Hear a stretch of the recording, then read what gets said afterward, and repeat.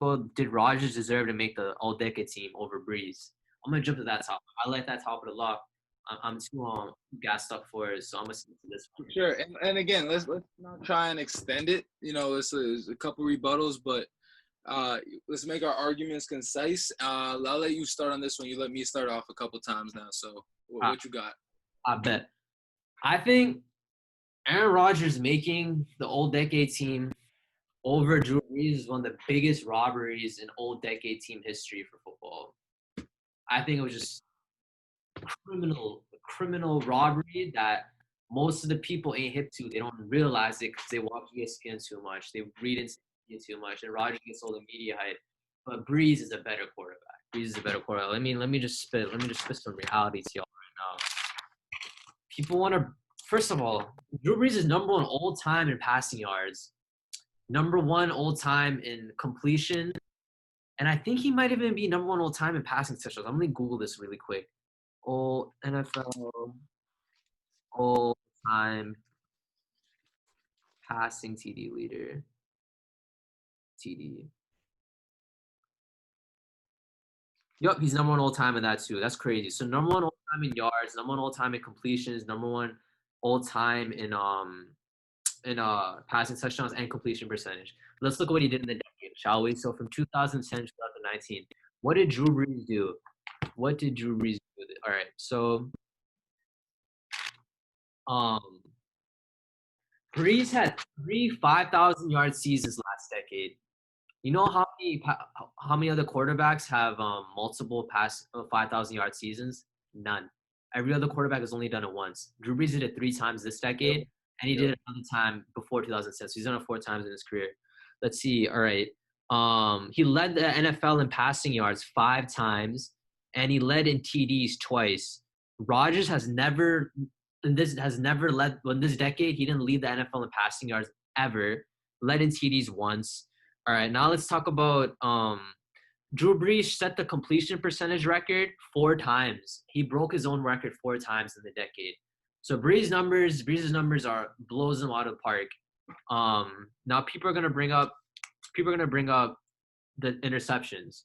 So Brees has thrown a lot more interceptions, has thrown a considerable amount of more interceptions than Aaron Rodgers. But I'm gonna say right now, he has no choice but to throw those interceptions. He's been on some god-awful teams. He's been on teams that have set the NFL record for most yards allowed. His defense is that bad. So really, he has to air it out, or else they're not even going to win games. Like Drew Brees, for the 3 years that he missed the playoffs, he was averaging 29.5 points per game, 30 points per game, and they still managed to go 7-9 because their defense would give up more than 30 points often. And so can I rebuttal that? All right, you good? I still got some more things to bring up. So people are gonna bring up playoffs wise, right? So Drew Brees has made the NFC title game, a conference title game once this decade. Rodgers has done it 3 times, I believe. So let me talk about no quarterback in NFL history has had more heartbreaking defeats than Drew Brees. Let's look at 2010. He versus the 7-9 Seahawks. They're a division winner versus the 7-9 Seahawks. And so division winner, he had to go against the 7-9 Seahawks. So they were in Seattle, and they give up 41 points to the 7-9 Seahawks to a washed up Matt Hasselbeck and allowed Beastquake. I know you remember Beastquake, right? That phenomenal run, but that beast mode run by Marshawn Lynch. And Brees had a great game, but they lost because of that. 2011. Brees puts them up 32-29, a minute 37 to go in the game. Alex Smith finds Vernon Davis for a game-winning touchdown with 9 seconds left. Heartbreaking defeat. All right. Yo, all the heartbreaking defeats, I get. And Drew Brees, if any quarterback has heartbreaking defeats, it's him. But I want to take it back to, like you were talking about Tom Brady. You were talking about Tom Brady, how he's had times where he hasn't shown up.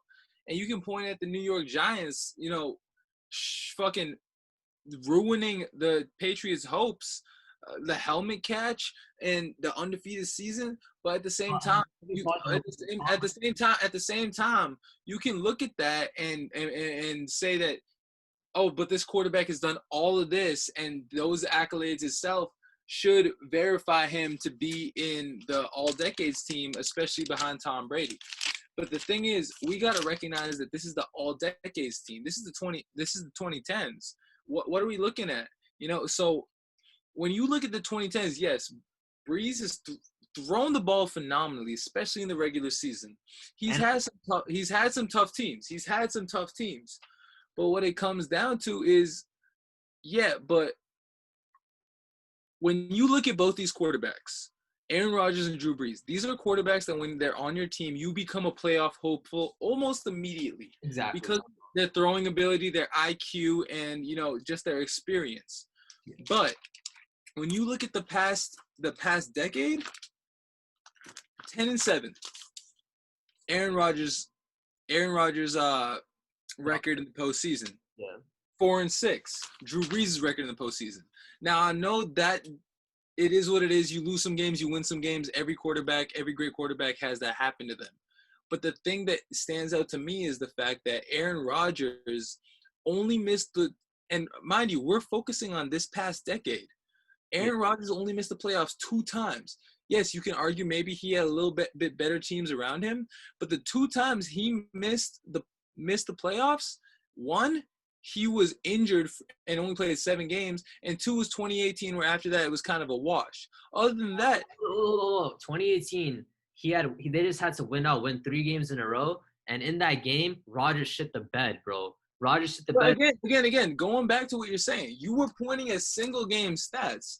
That's like Skip Bayless pointing at LeBron missing that 3, and then Ray Allen hitting the 3 to win the game. Oh, Ray Allen won them that championship. Bullshit. It's the things that go in between. Yeah. You wanted to talk about QB rating, right? Yeah. In the 2010s, the highest QB rating was 98.5, and the second highest, which was good, but was 97.4. Who had the edge? Aaron Rodgers. And who was in second? Drew Brees. Yes. Yes. I know. It's very tight. And if Aaron Rodgers doesn't make it, the very next QB to make it is Drew Brees. People say Peyton Manning here and there. It's not true. It's Drew Brees if Aaron Rodgers doesn't make it. Yeah. But the thing is, what Aaron Rodgers has done in the 2010s, 2-time MVP, 2-time passing leader, 7-time Pro Bowl. And on top of that, the man won his championship in the 2010s. Drew Brees' championship, while it was going into the 2010s, was in 2009 on the team. Rodgers never led the league in passing yards in 2000, and then in the last decade ever. He just led the league in passing TDs when he never led in passing yards. Yeah, I'm fine with that. But the thing is, passing yards is passing yards, but leading a team to victory is a different thing. Because theoretically, you can have 10,000 passing yards and not have a goddamn touchdown. But and Brees is a weird scenario where you can have the yards, you have the touchdowns, but you don't have the wins, especially when it comes to the playoffs. In the 2010s, what I will argue is that what I will agree with you with is that Sean Payton was more focused on the defensive end and having his guys pretty much hurt the other people on the other team that were good. Drew Brees was able to throw the motherfucking ball. But the other side of it is that Drew Brees couldn't win.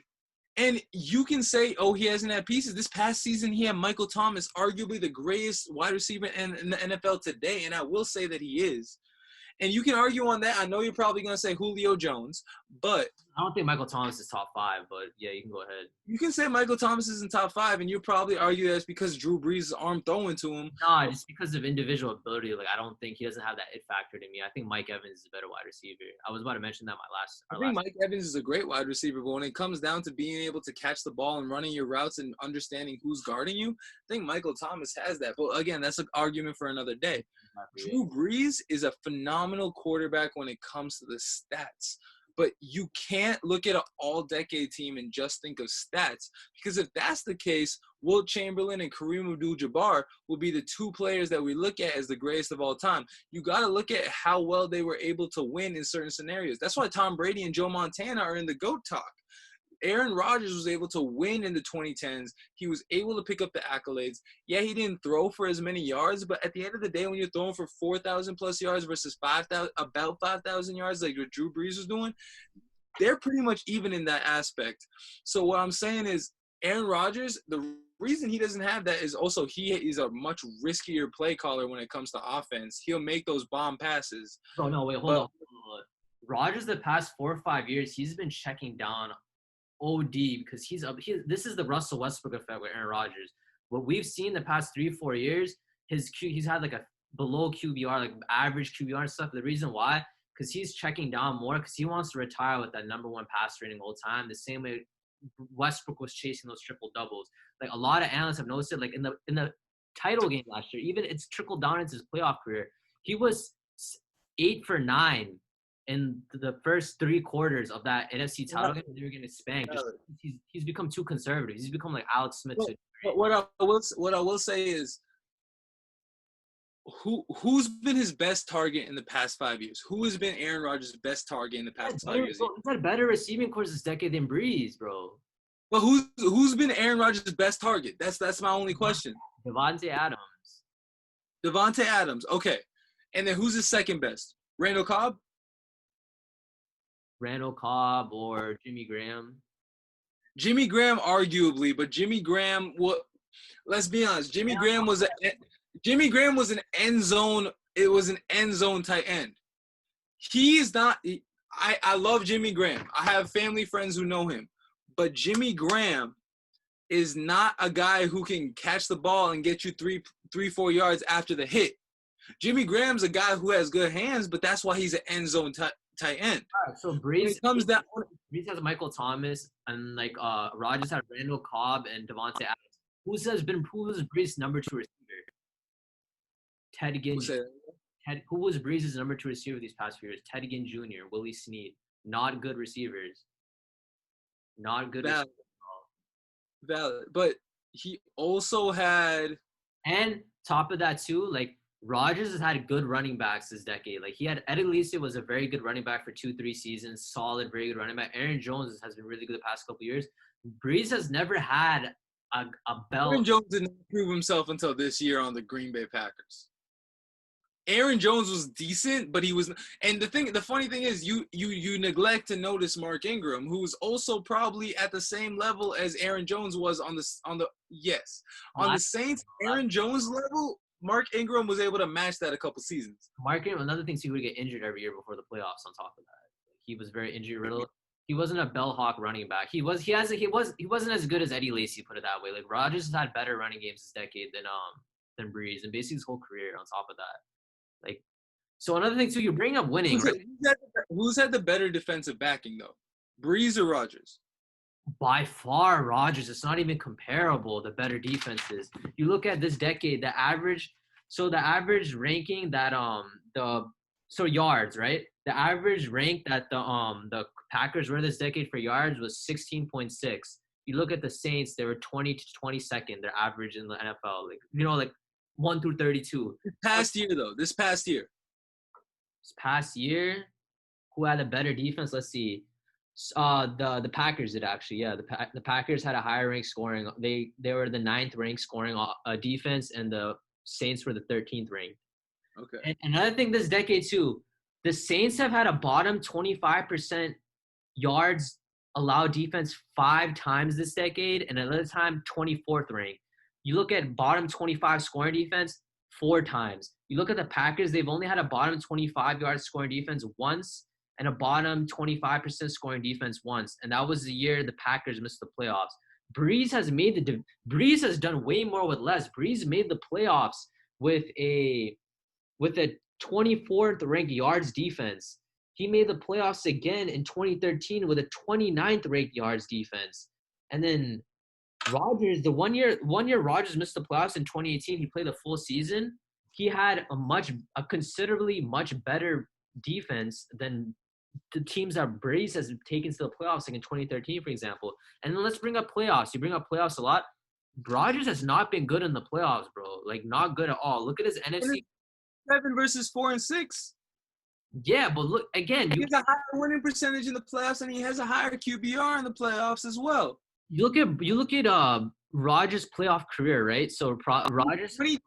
Aaron Rodgers is objectively a more effective quarterback in the playoffs than Drew Brees has been. I mean, he's played in uh 3 more games. He only has 6 more touchdowns, more turnovers, much lower completion percentage, and then yards wise. So he's played in 3 more playoff games than Brees career wise. Brees has 4,967 career passing yards in playoffs. Rodgers has 5,027. And let me read you Rodgers' NFC Championship game numbers really quick. Let me read this real quick. His NFC Championship game numbers. In the NFC Championship game, so this is before going. So basically, he has a 1-3 record. Basically, like 4 touchdowns, 5 picks, 57.8 completion percentage. Like his red zone efficiency has dipped a ton in the playoffs. He hasn't done well. I honestly think if I were to give the title for the best regular season quarterback in NFL history, I would give it to Aaron Rodgers. That would be Aaron Rodgers is a top 10 quarterback all time, low end top 10. When I did my top 10 quarterback rankings, he was 10th. He cracked the top 10. He earned it, low end top 10. But when I think of greatest regular season quarterback in NFL history, I think it's Rodgers by way. There's that's how way more than Peyton does. Of course, it's between him and Marino, but I would give that to Rodgers. And like I said, like Rodgers has had better teams, and he's again. You look at their legacy wise. Like Brees won one Super Bowl. Granted, it was in 2009, so it was he missed the cut for the decade by 1 year. But if you want to get really technical, it was actually the Super Bowl took place in 2010. But I'm not going to get technical like that. But you look at legacy. Like again, you feel like they both have one Super Bowl. Rodgers has had much better supporting cast, and they've won the same amount. And Brees has just done more with less. And Gordon, you can't deny, bro. Brees is number one all time in passing yards, number one all time in TDs, completions, and completion percentage. Like that in itself is enough to make you put you on the all decade team. Like how isn't that? Like Dan Fouts is on. It is. It is. And if there were 3 positions, Drew Brees will be on it. But what I'm saying is, you have to look at the 2010s solely. The Like only thing that's putting Rodgers ahead of him is he got a Super Bowl ring in 2010, which has been a whole like. that is not the only thing. He has more MVPs than Drew Brees in the 2010s too. Let me get into this with you right now. Drew Brees got robbed of that MVP in 2011 when Rodgers won that 2011 MVP. He got robbed. So let me tell you this: what Brees did that year. So hold up. Brees had 1,000 more passing yards, a higher completion percentage, more touchdowns. He went 13-3. So it sounded like he was like, oh, mediocre playoff team. The team wasn't that good. They went 13-3 with a 24th ranked defense in yards, a 24th ranked defense. Rodgers, the only edge Rodgers had in him that year was only thing he had ahead of it was a higher pass rate. It wasn't by much. It was by 1 point. What was Rodgers' record? 15-1. So Bro, you think you switch quarterbacks in that position and Drew Brees goes 16-0 with the Packers? Yeah, if he has 1,000 more passing yards, a higher completion percentage, more. Drew Brees is in a system where Sean Payton recognizes they don't have the pieces. The reason Michael Thomas had so many yards this year, yes, he's a great wide receiver, but like you said, they don't have as many pieces. Their offense is very tailored to what works for them. Just like their Super Bowl winning year in 2009. How did they win? Drew Brees making his short passes, the defense doing their thing because the defense had a miraculous surge. So at the end of the day, yes, Their defense wasn't good. Drew Brees is a stat stuffer. But there's a difference between being able They think you can't call him. None of his yards or his stats come in garbage time. No, I agree. I'm not calling him a stat stuffer in that way. I'm calling him like no matter what game he plays in, he's gonna fill up them stat lines. What it comes down to is if you're doing it in passer ever. That's why. And who's in a more challenging division? Decade-wise, definitely Brees. He was playing against the Falcons. Matt Ryan. Matt Ryan's Falcons were relevant till after 2008. Huh? I mean, not 2008, 2018. But what are you talking about? They won the Matt division. Ryan's Falcons were solid, but Julio Jones didn't start showing out to the second half of the decade. Roddy White, bro. Roddy White was a top 7 receiver. They were putting up. Yeah, but Roddy White was not.